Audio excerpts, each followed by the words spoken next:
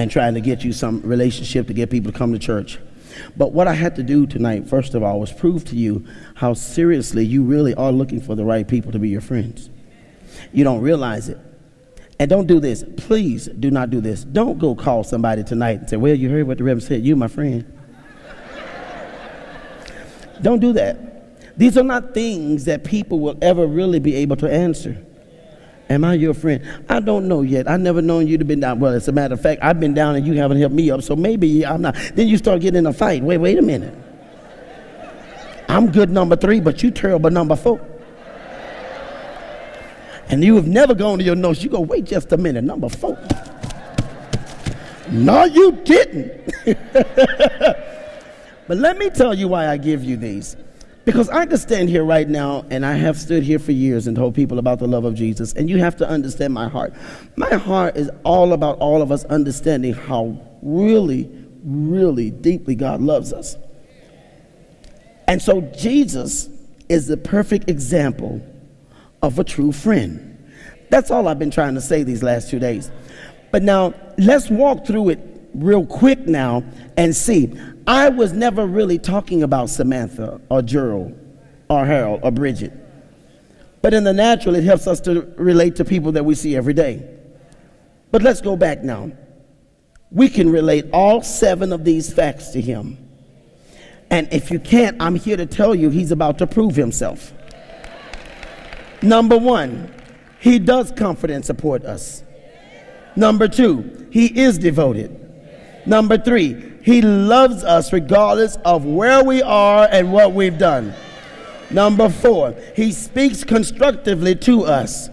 Number 5, he helps us when we're down. Number 6, we can trust him with our most intimate secrets and our biggest dreams, even if they sound crazy to somebody else. Number 7, his advice and his counsel will equip you to live life at its fullest. If you don't know him, be sure you get to know him as a friend that is closer than a brother. And even though we will most likely not be faced with a decision to die for our friends, his example teaches us that a real friend is marked by his unconditional love and his sacrifice. So somebody might ask you, so why do you serve Jesus? Pull out your list and show them there are 7 facts that qualifies him as being closer than any friend that you've ever lived to know yet. None of your friends. Listen, you ask me how many friends I have in here. I guarantee you, if I point to 2 friends, I don't know. Now, I know one of my friends who would take a bullet for me. That's Pastor Harry Lee Sewell. He said it. He said, if I'm in a room and there's gunfire, I will take a bullet for Rickie. Now, it's going to be in my back. And I hope Rickie's right there, but you know, that's what he said. But as much as we love our friends, I don't know if I would die for you. I would probably say, it's your time.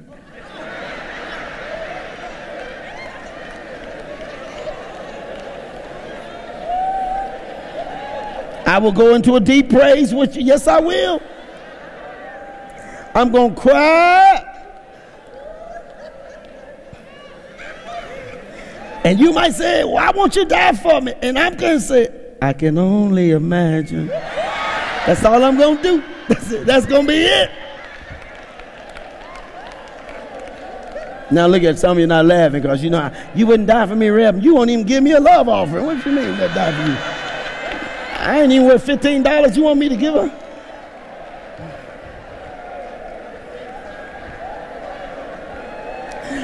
Look at somebody and say, talk me back, talk me back. So see, when people are starting to walk away from Jesus, our responsibility is to talk them back to him. Sometimes they might not like people that they've had conflicts with. But there has to be a reason for them to want to come back to him. We get very disappointed. We get very hurt sometimes because we can't talk people back to church. We can't talk people back into a club or an organization. Talk me back to him. That's really where the conversation should end. So if we talk about talking him back, now watch this quick lesson here. We go to Mark, the first chapter of St. Mark, maybe 10th verse.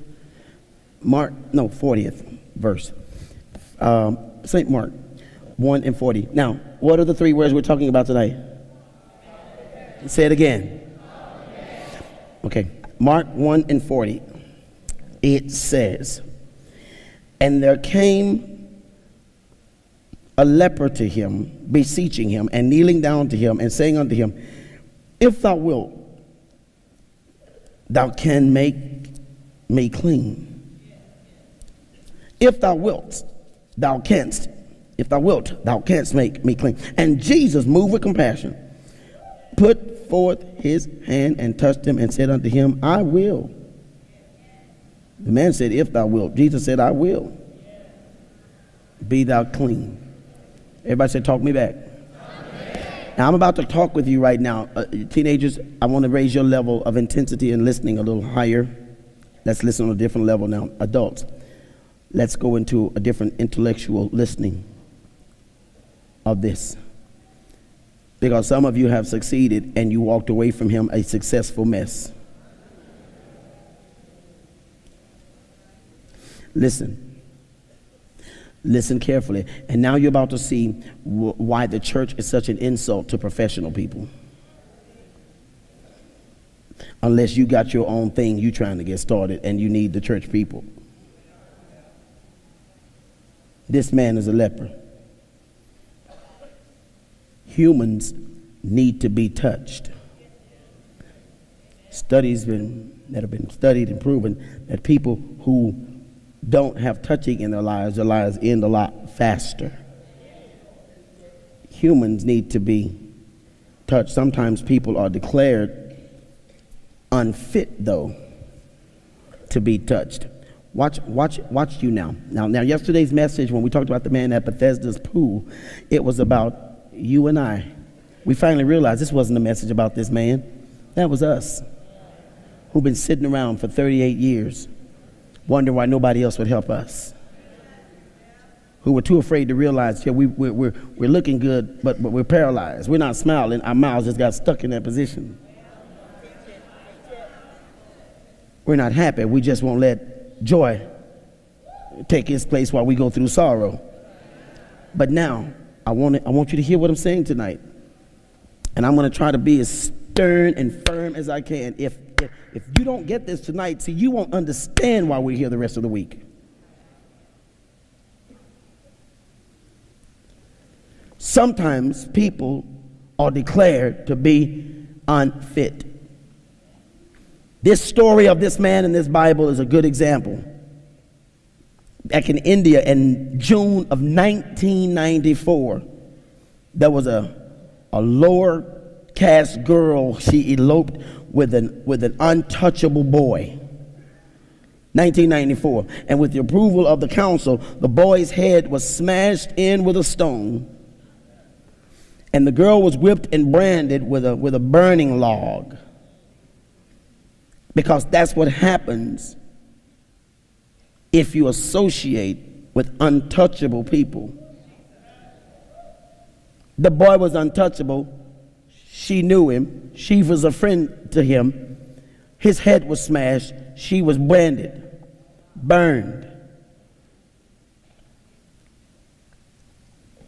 And though the results are not always as dramatic as the one I just read and studied in India, every society has its own untouchables based on race, status, language, or education. If you took a survey in this church, some of you right now would qualify people sitting right in your presence as untouchables. And at the same time, somebody else looking at you through this eye has classified you as untouchable. Oh, no, no, no, no, no, no, no, no, no, no. You're not gay. You're not half-breed. You're not black. You're not white. You're not a master's degree or uneducated. But there's something that someone has already noticed about you that will declare you untouchable. They haven't told anybody. And it hasn't been proven. It was just stated. All of us, at certain stages, in certain settings, we all sometimes feel like untouchables. We sometimes feel unacceptable. You've been in a room like that before. You can trip if you want to. I'm always okay, I'm talking to somebody else. We've all felt unacceptable. We've all felt unworthy. And we've all felt like outsiders.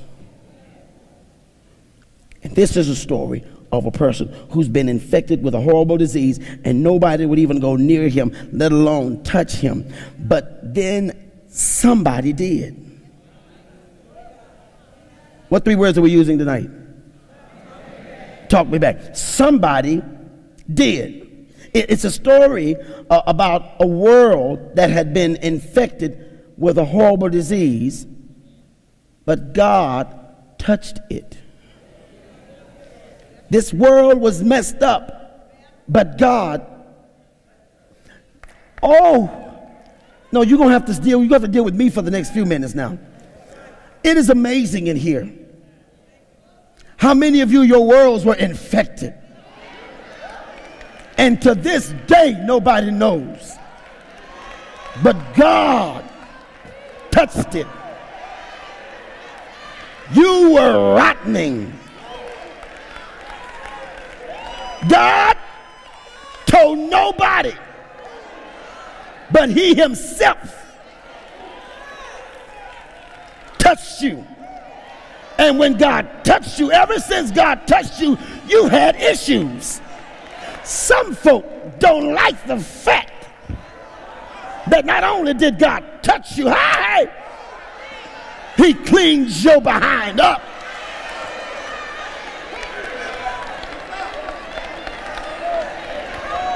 That's what this story is about. Can I go into it a little bit though? Y'all know God ain't gonna just talk to us normal. Not at this church. You know he's not.